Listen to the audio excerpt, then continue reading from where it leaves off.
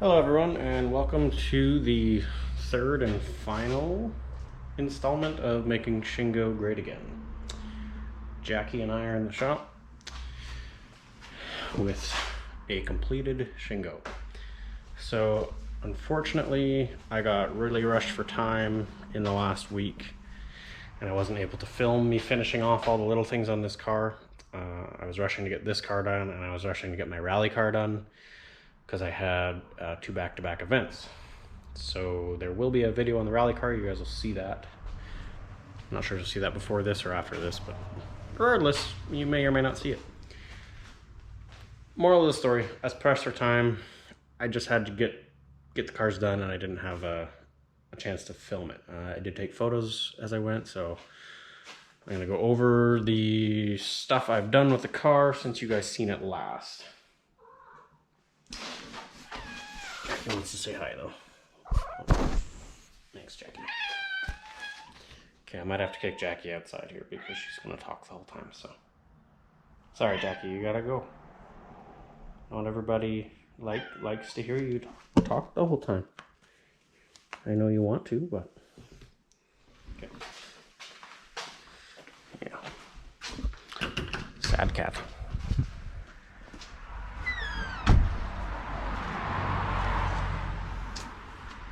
There you go, have fun outside. Back to our regular scheduled programming.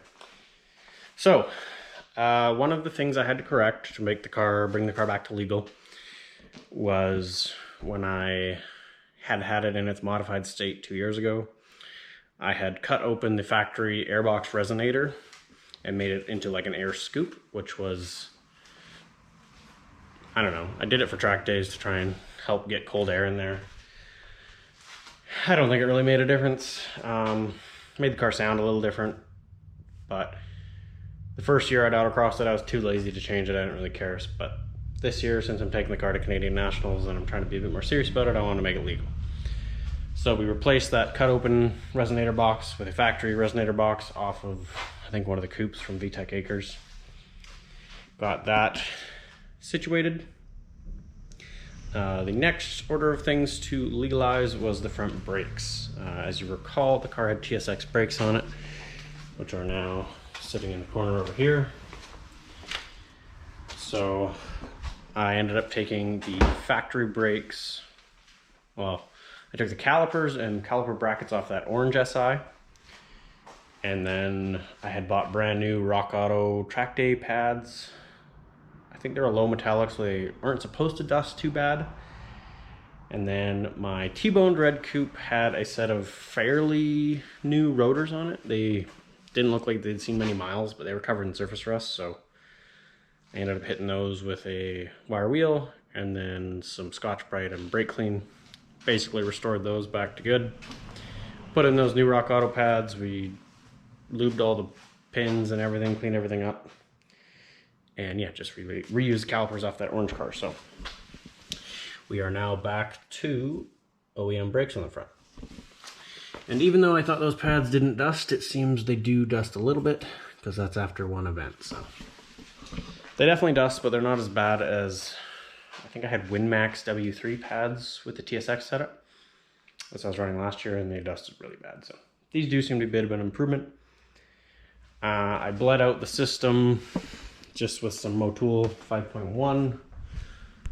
This stuff right here. It bled out no problem, and yeah, pedal feels great. It feels just like it used to, so I'm happy with that. What else have we changed? Oh, motor mounts is the other thing. If you watched the previous suspension video when we took it for a drive, you'll remember I mentioned it. It's kind of hard to shift because the motor is pretty floppy. That is one reason it's hard to shift, and the other reason I'll show you guys in a minute. So I replaced the lower rear torque mount with a brand new OEM Honda. That helped. It didn't make it perfect, but those mounts are pretty expensive. I want to say that thing was like 130 bucks. So I turned to this mount, and it turned out the one that came out of there was a little worn. I didn't buy a new one because I didn't want to spend the $130 or $50. So I just had another used one that was out of one of the coupes, threw that in there, and that did improve it again just a little bit. So the combination of both of those is making it feel pretty decent now. The next one I am considering changing would be that other front torque mount. They're pretty flimsy stock, so I don't even know if it's really worth my time, but I don't think there's anything wrong with either of the two main mounts because they're both hydraulic, and if they break, I'm pretty sure they would shoot oil everywhere. At least that's what they used to do on my EKs. So I'm pretty sure those two are fine, but maybe one day I'll have a closer look. For now, it is a lot better. The other thing I did to improve the shifter feel, for me anyways, it's all personal preference, but when I did the shifter previously, I didn't run it with a locking nut, so that would lower the shift knob right down. And it looked really nice, but I don't know, the throws without the weighted knob, it didn't feel great to me. So I put in the locking nut again, which raised the shift knob up probably not just the thickness of the nut, because before it went down farther. So that probably raised the shift knob 3/4 of an inch or so, bringing it back to like the stock height. And it feels way nicer now. I'm much happier with it. So there's that. Those two things make it a lot nicer to shift. Plus, I've just driven it now again. It's been a while. So I'm kind of just getting used to it, maybe. I don't know. It feels better. What else did we do? I took it to my buddy's shop and had him do the air conditioning on it. So I started diagnosing why this car has no AC, because I'm turning 30 this year, okay? I need creature comforts. I drove this thing for 2 years without air conditioning. I ain't about to do that again. So I started diving into that, which I used to be very intimidated by, but now it doesn't bother me as much for some reason. I don't know, it's really not that complicated. If anyone with an 8th gen is having AC issues and they kind of need a walkthrough or would like a walkthrough video of how I diagnose mine, I would be willing to do that. There are plenty of other videos on YouTube of guys doing that. So if you want to watch one of theirs, fly at her. But if someone wants to see how I do it, let me know. At any rate, the issue was the clutch was not engaging. Everything else in the system was fine. So I ended up actually pulling out the entire compressor, so I did have to evacuate the lines, which made for a bit extra work, but at the same time it made it a lot easier to work on the compressor, because anyone who knows these cars knows it's way down in there against the frame. It's awful to work on. So I pulled the compressor out, we took the clutch off, and the issue I was having was the tolerance. There's like an air gap between the clutch and the pulley that's supposed to be a certain spec, and mine was a little on the large side of that spec. So I pulled the clutch off, we removed the factory shim that was in there, which tightens up that tolerance back to where it's supposed to be. And the other thing was that there was a decent amount of rust, surface rust, on the clutch disc, which is making it harder to magnetize. So clean that right up to nice bare metal, put it back together, and then I just removed the relay in the fuse box, and I just used a jumper to cycle the clutch on and off, and it worked flawlessly. You could hear it just chunk, chunk, chunk, chunk, chunk. So I was pretty confident at that point that I'd fixed it, so I took it to my buddy, to his shop, had him refill it, and since then it's had ice cold air conditioning, and I cannot begin to describe how awesome that is. It just makes this car feel like so much nicer of a car, being able to cruise with the windows up and be nice and cool in the summer. I love it. Also, with the addition of the tinted windows this year, makes it very comfortable to drive. Well, it was at my buddy's shop. We also did an alignment and tires. So those two things are pretty key into what's making this car better this year. You would have seen in the suspension video, I spent a lot more time trying to eke out as much camber as I can out of this car, and it paid off. I'll throw the numbers up on the screen here of the previous setup, because I don't exactly remember it off the top of my head. Excuse me. But the new numbers were much better. So we ended up with 0.9 negative on the driver's side and 1.3 negative on the passenger side, which is freaking sweet. Toe, we just zeroed in the front, and toe we zeroed in the back. Camber in the back was pretty similar to how it was, even with the worn out arms. I think it actually had like an adverse effect on both sides. I think we gained more negative on the driver's side and gained more positive on the passenger, I believe. It's still not even. It's like -1 and -2, which is just classic 8th gen, 9th gen Civics are all like that. For whatever reason, the rear passenger tire always has more camber. So we couldn't really dial the camber in the back. That was what it was. Like I said, we just zeroed the toe. I aligned it with a driver in the car so that it was at that height. The one thing I screwed up on, and I regret this, was I wanted to move the subframe to maximize my alignment. In the heat of the moment, we were in a rush. Like, I didn't want to take up too much of my friend's time. It was already nice of him to be helping me, so I try to do it as quickly as I can while we're there. And I loosened off the 4 lower bolts for the subframe, and I tried to move it around, and I was struggling, and I couldn't get it to move. And he even said to me, and it didn't click, he's like, "Isn't there 2 more bolts?" And I was like, no, it's just 4.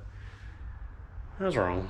There is 2 more bolts. So there's 4 that go vertical, and then there's 2 horizontal ones, and I did not loosen the 2 horizontal bolts. So all the prying and shoving I did under there didn't move the subframe, which is, like I said, unfortunate. I regret that. So the next time we align this car, I will loosen the 2 horizontal bolts, maybe even take them right out to move the subframe and then put them in after. Because I know we can get adjustment there. I know there's more caster to be had. And even if I shifted the subframe side to side, I think I could even up my camber and maybe even see 1.1 side to side, which would, having it even would be nice for tire wear. So that is my one regret so far with this refresh, but I'm gonna be keeping this car for a long time, so it's something else we can improve on in the future. The other thing I was saying we did at his place was the tires. So this is my spicy new tire setup that we did this year. I'm pretty psyched about. I did the Falcon RT660s in the front, and I did the Bridgestone RE71RS in the rear. Potenza. So you're probably saying, "Rob, why are you running 2 different tires?" Well, the truthful answer, actually there's 2 truthful answers, and I'll be honest with you. I got the 4 Bridgestones at a really good price. A friend of mine bought them for a car that he sold, so he gave them to me at a price I couldn't really say no to, so I bought them. I have all 4 of them. But this year I really wanted to run stagger on this car, and you cannot get the Bridgestone in the front size I wanted. The only company that makes this size, to my knowledge at least, for a competitive tire, is the Falcon RT660. So the fronts are a 235, which is 1 series wider than those, and they're a 40, 235 40 R17. So they're a little shorter and they're a little wider. Plus, if you know Falcons run wide, so they're more like a 245. You can see they are pinched a little bit on the 7-inch rim. Out back, I'm just running the standard 225 45 17, which is really common for guys to run on these cars. They fit nice and square. And yeah, honestly, it worked really well. Okay, there's one more change I made that I was kind of hinting in the suspension video I thought I should do, which was just go straight to the stiffer bump stop in the back. It was my gut feeling that I should, so I did it. I'll throw pictures up here for you guys, but I went mild to start. I think I'm gonna go more after having done an event in the car now. I am gonna try a little stiffer, but I took the thickness of a IKEA cutting board off the bottom of the bump stop, and then I added that thickness of cutting board, which I just cut out with a hole saw, added that as a packer to the top, putting it right back down to the stock level as per street class rules. And I'm no mathematician or engineer, so I don't know how much that actually stiffened it, but it definitely did increase it a little. So I really liked the way the car felt, the combination of that and the staggered tires, the car was dominant. So I will show you guys here in a bit, but I've already autocrossed it for the first time. And the car kicked ass. So it generally, like, and I'm not trying to brag here. I don't want to sound like I am. But generally, against the other Civic SIs I race against, I'm usually 5 to 8 tenths quicker than them on a normal day. Maybe on a good day I'm a second quicker, like if I had a really good run. But with this car and its new setup, for a good portion of the night, I think I was nearly 3 seconds ahead of the other SIs. Towards the end of the night, they did close the gap.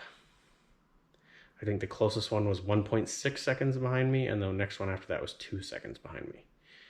So like, the car works freaking good. I'm really happy with it. But on that note, I think I can make it better. I think increasing the rear bump will help. I'm gonna try one more stage. I'm gonna take a little more of the foam off and add one more packer in there. Try another event, and that's the only change I'm going to make. Because I want to do, now that I've kind of got the car sorted, I just want to do one thing at a time to make sure everything is working in absolute harmony.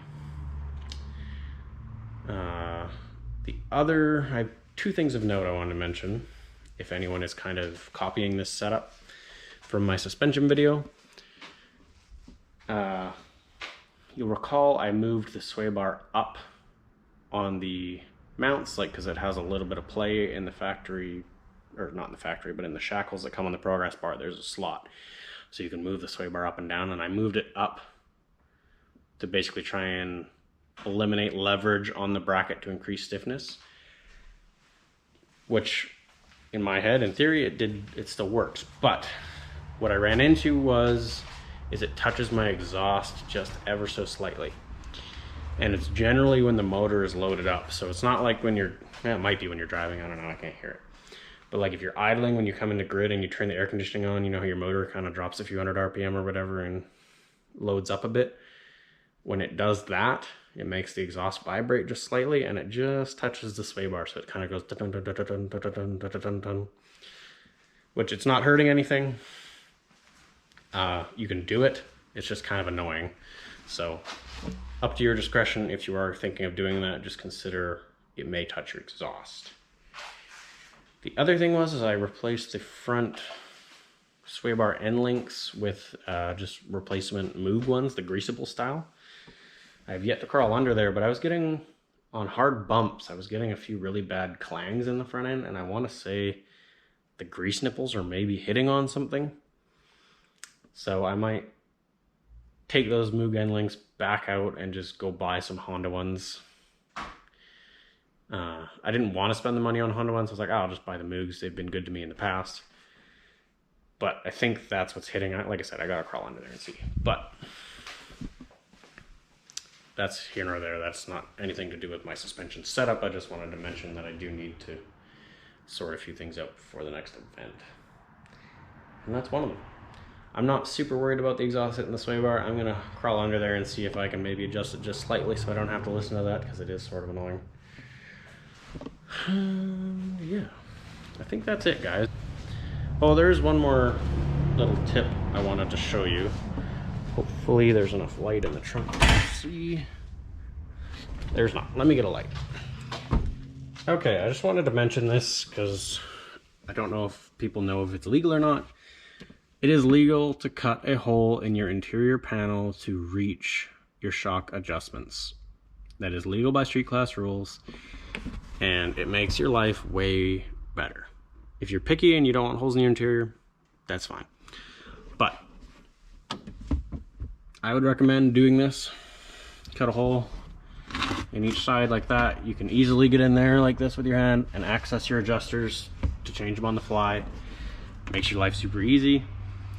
The other thing is it does give you access to the top hat nut. So if you wanted to change your bump stop setting while you're at an event, you wouldn't have to rip your interior out. You can literally reach in there now, take that nut off, drop the shock out really quick, and change your pump stop. So just a tip I thought I'd share that is legal and makes your life easier.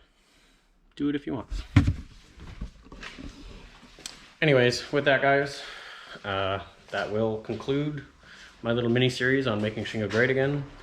And I must say, Shingo is pretty great again. I love this car. So I'm going to cut to the Autocross footage. Hope you guys enjoyed this, and if you liked it, consider subscribing, and hopefully I'll catch you in the next one. But wait, there's more. There's one little thing I forgot to mention I did, and I feel like it's noteworthy. I did a full engine oil and transmission oil service on the car, because it hadn't had one since last year. Nothing special with the engine, just factory oil. It's got a magnetic drain plug. We replaced the crush washer, put an OEM filter on it. Whatever.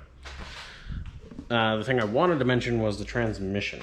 So 2 years ago, I put 10W30 engine oil in the transmission. I wanted to run thicker oil because I was taking it to a track day where it would see extreme heat, and I wanted to keep my transmission safe. But what I've noticed with that thicker oil is it really adds a lot of drag to the transmission. In colder weather, you can really feel it. If you cold start the car on a winter day and you start your car with the foot on the clutch, you take your foot off the clutch and it starts your input shaft spinning, you can really feel the drag. Like, it almost wants to move the car. It's quite shocking, actually, how much drag there is. So because now that I'm not doing track days with this car anymore, just autocross, I went back to the Honda MTF, which is much thinner. At autocross, the car doesn't see the same heat. It doesn't see that same prolonged abuse. You're not shifting as much. So I'm totally fine with running the Honda MTF. And I think in an autocross scenario in street class where you are going for every little bit, I think it counts, because that little bit less friction, making everything just spin and work easier, combined with actually going back to stock brakes, which have a little less weight and rolling resistance, plus going to the 235/40, which is a shorter front tire, so that aids your gearing slightly. I think those three things in combination definitely made this car feel faster. I don't think it's placebo effect. I know a lot of people bite into placebo a lot. You know, they do one mod and they're like, oh my God, my car's so much better. I'm not trying to sound like that. What I'm just saying is all the little things here, all add up to something big. So my whole philosophy with this thing wasn't really to throw all the best shit at it, but to try and make all the little components as best as possible to make it all work in harmony. And I seem to have achieved that, so. Anyways, that is all. I will stop ranting. I just wanted to mention that. Hope you all have a fantastic day. Thanks for watching. Peace out.